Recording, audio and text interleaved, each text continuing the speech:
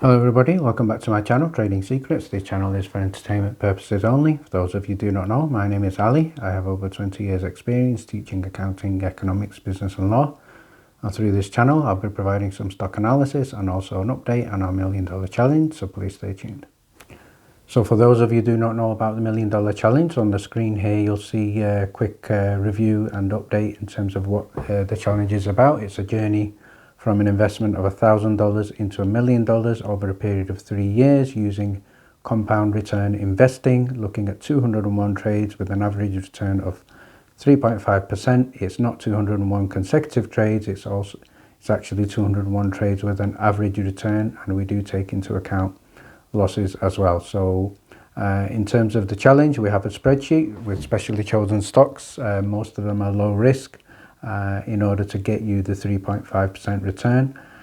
In terms of the Discord community, this is growing. We're almost at 300 now, and everybody is working together in the challenge very successfully now. We're almost in the 6th week, and people share trading tips, they share technical analysis, research, due diligence, information, buy prices, alerts. So far we're having tremendous success. So if anybody is interested in getting more information, details are in description below.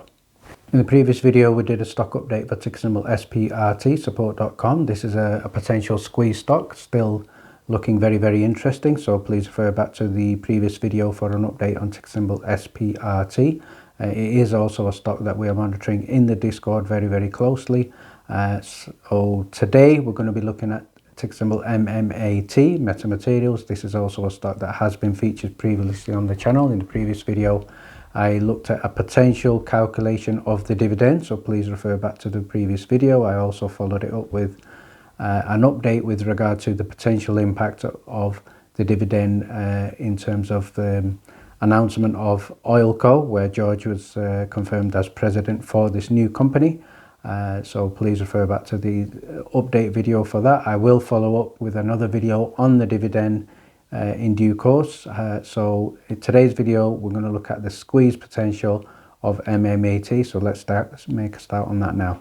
Today's video is going to be focusing on the squeeze potential for ticker symbol MMAT. So in the previous month the chart has been quite bullish, so we're going to look at the chart later on, but let's first of all start by getting an insight from Ehor on Twitter. So if we look at the official Twitter handle here and his latest tweet that was released recently with regards to ticker symbol MMAT, we can see here he said the short interest is $130 million, 24.23 million shares shorted, 10.18% of the short interest of the float, 9.24% S3 short interest float, 2.32% fee. Shares shorted were down by 1 million, worth around about $6 million, again down 4.23% on the previous week at time of his tweet. Shorts are currently up $62 million in 2021, mark-to-market profits,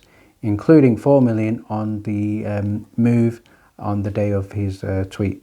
What I would now like to do is look at the 1 month chart at time of editing for ticker symbol MMAT. We can see the official increase in the share price over the previous month according to Google. Here is 52.51%, but what I've done, I've also highlighted an important date there, which is Tuesday the 17th of August, when it kind of hit an almost all-time low of $2.91. So from that $2.91, just a few days ago, we did see the chart run up to in excess of $6, so that was a good time to take profits if you are in the green, certainly.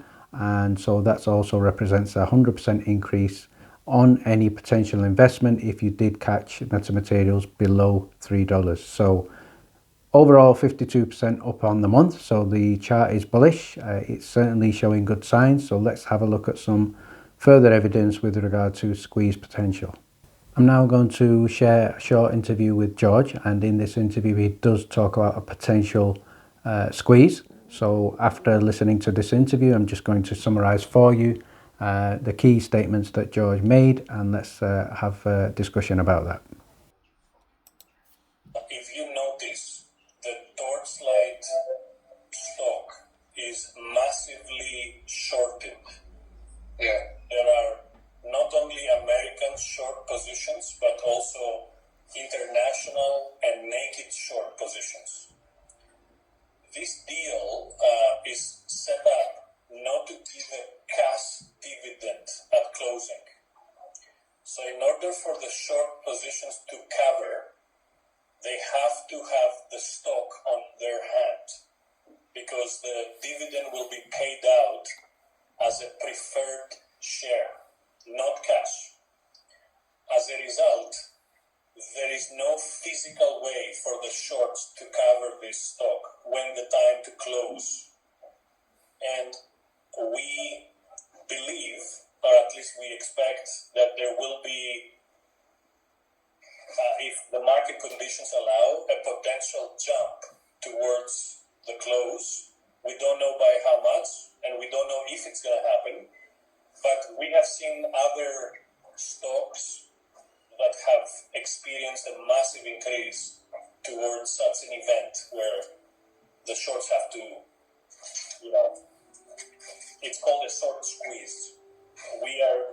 If you look at the statistics today, we are in the top 3 percentile globally for a short squeeze. Okay, so what I've done is I've noted some important statements that George made. So first of all, he said the Torch stock is massively shorted. He also said this includes international and naked short positions. He also said shorts have to have the stock on their hands to cover for, obviously we're talking about ticker symbol TRCH here. He's referring to the ex-Torchlight shares that were held. And he's also saying the dividend is going to be paid out as a preference share, which we all know about.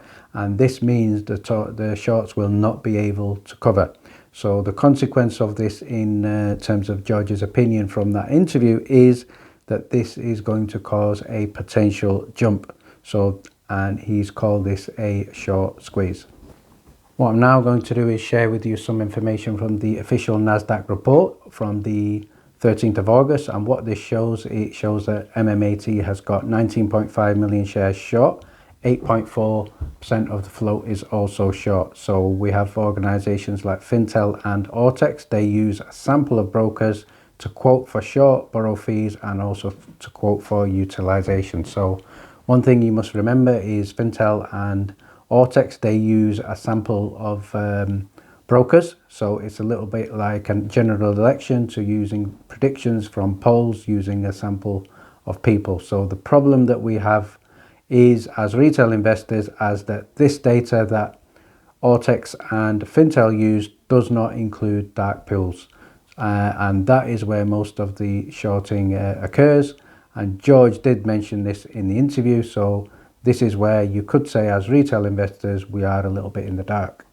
And finally, just to finish off in terms of an actual date for a potential short squeeze, this is unknown.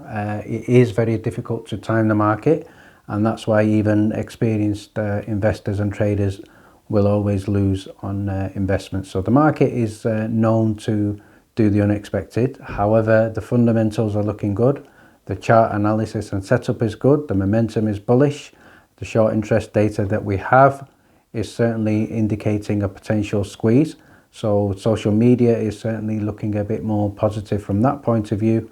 Let's now just finish off by having a look at the technical data that we can see for ticker symbol MMAT. So the 20-day moving average is bullish now. It's just in excess of 37%.